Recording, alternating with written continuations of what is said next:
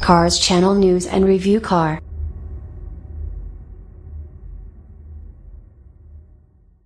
(2017) Volvo V90. Discontinued in 1998 after only 2 years on the market, the V90 returned as Volvo's flagship wagon in 2016. The new V90 is built on Volvo's new Scalable Production Architecture platform, which already underpins the XC90 SUV and the S90. As a result, the wagon also uses the same drivetrains as the S90, which in turn borrowed them from the XC90. Likewise, the V90 features the same design language as the sedan and gets a similar interior, which makes it one of the most luxurious grocery getters on the market. Of course, the wagon received a redesigned rear end and a more practical interior with enhanced luggage space, but the sedan's premium features and state-of-the-art technology are still there. More good news comes from the availability department, as Volvo confirmed that the V90 will be sold in the United States. Unveiled on North American soil at the 2017 Detroit Auto Show, the V90 became Volvo's first wagon in the US in many years. Although the brand still offers the V60 on these shores, it comes in cross-country spec with a more rugged, crossover-like appearance. When Volvo unveiled the S90, it also revealed more than half of the V90's design, as the two cars are identical between the nose and the B-pillars. We had no idea what the rear section would look like, but we assumed it should be similar to the XC90s in order for the V90 to stay true to Volvo's new styling language. The V90 is a significant departure from its predecessor, as Volvo dropped the boxy design in favor of a sportier roof section with a raked rear windscreen. Now that the V90 has been unveiled, we have confirmation that the large wagon continues to employ Volvo's traditional taillights that extend upward on the tailgate. At the same time, the V90 is a significant departure from its predecessor, as Volvo dropped the boxy design in favor of a sportier roof section with a raked rear windscreen. Although it looks sporty and modern, the new styling might prove upsetting to old-school enthusiasts. While the rear end doesn't feel as sporty as the V90's, the front fascia is pretty aggressive. Wagons may still be very popular in Europe, but they're no longer a frequent choice in the United States, where drivers shifted to crossovers and SUVs. As a result, there aren't many wagons to choose from. In fact, when it comes to midsize premium models, the V90 has just one competitor, the Mercedes-Benz E-Class wagon. Unveiled for the 2017 model year, the E-Class wagon is the utilitarian version of the company's latest midsize sedan. Essentially an E-Class four-door with a wagon-style rear end, the German grocery getter is surprisingly elegant. All the sedan's stylish design features are still visible from the nose toward the C-pillar, while the longer roof, broad shoulders over the rear wheel arches, and different taillights make it stand out in the lineup. While the rear end doesn't feel as sporty as the V90's, the front fascia is pretty aggressive and provides no hints that this is actually a wagon and not a sports sedan. Much like the exterior, the V90's interior is also based on the S90's. Both the front and rear passenger compartments appear to be identical in terms of styling and equipment, meaning the wagon comes with the same dashboard with large wood inserts and vertical AC vents flanking the tablet-like touchscreen, a tall and clean center console, and an overall premium feel, thanks to the numerous soft touch surfaces and excellent fit and finish. In short, the V90 is quite fancy for a wagon, even when compared with products from BMW and Mercedes-Benz. The V90 is quite fancy for a wagon, even when compared with products from BMW and Mercedes-Benz. While leg, shoulder, and headroom remain similar for the rear seat passengers, luggage space increased dramatically thanks to the wagon configuration.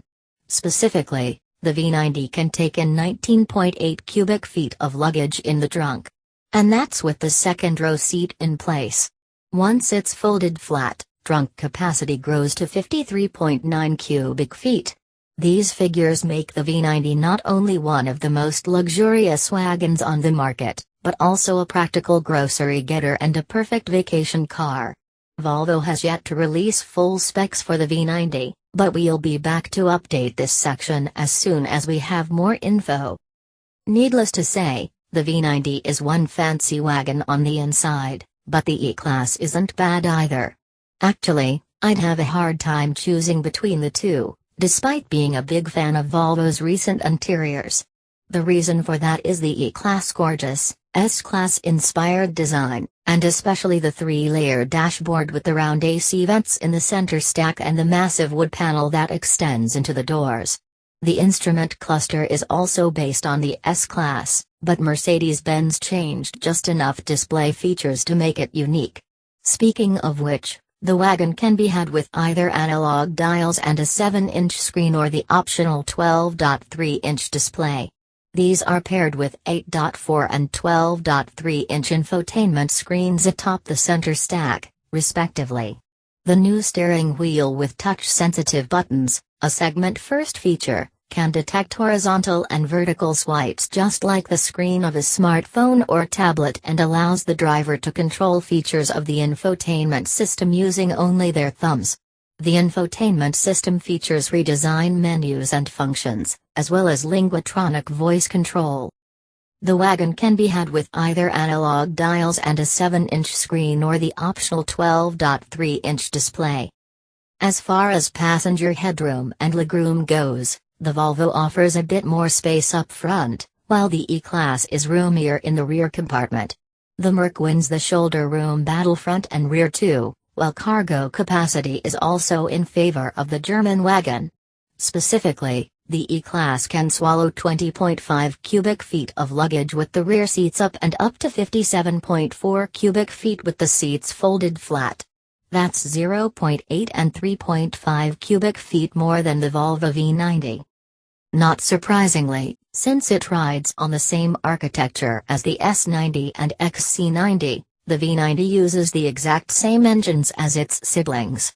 Specifically, the wagon can be had with 2 gasoline engines, 3 diesels, and a hybrid, although some won't be offered in certain markets. All drivetrains are built around 2.0-liter 4-cylinder units.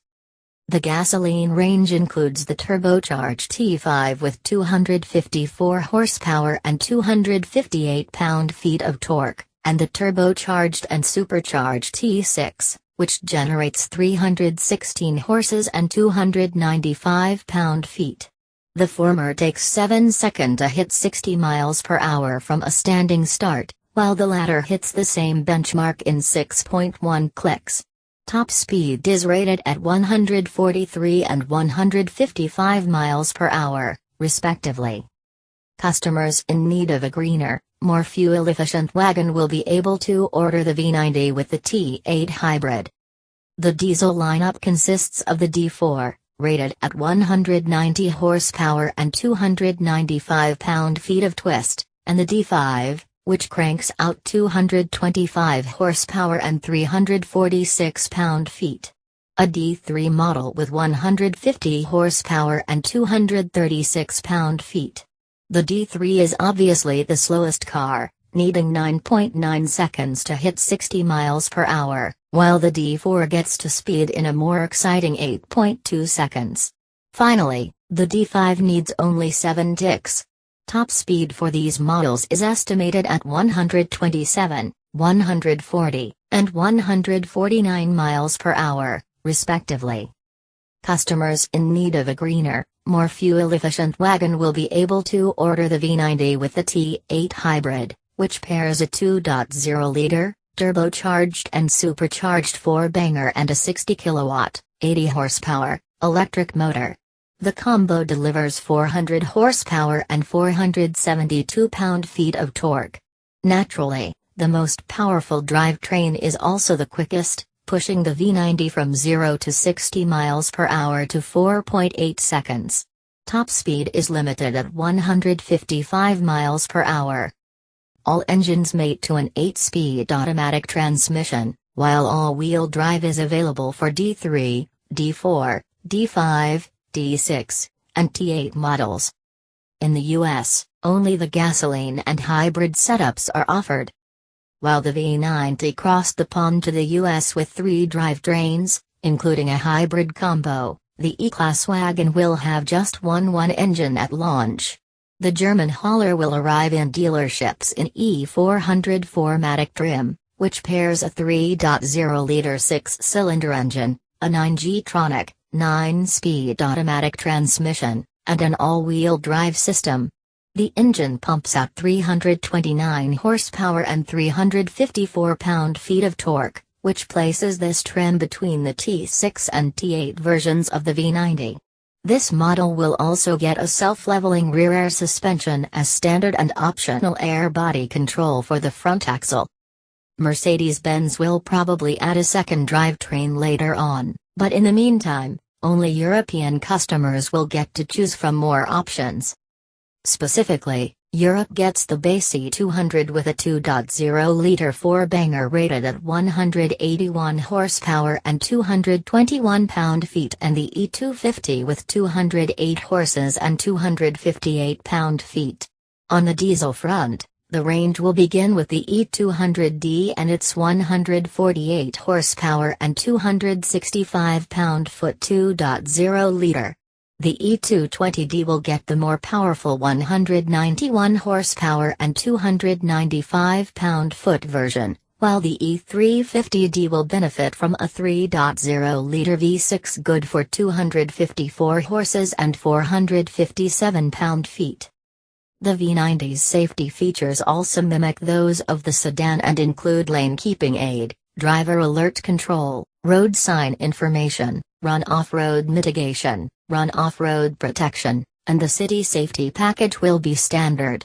The latter is able to detect vehicles, pedestrians, cyclists, and large animals, and it's always active above 4 km per hour, 2.5 miles per hour,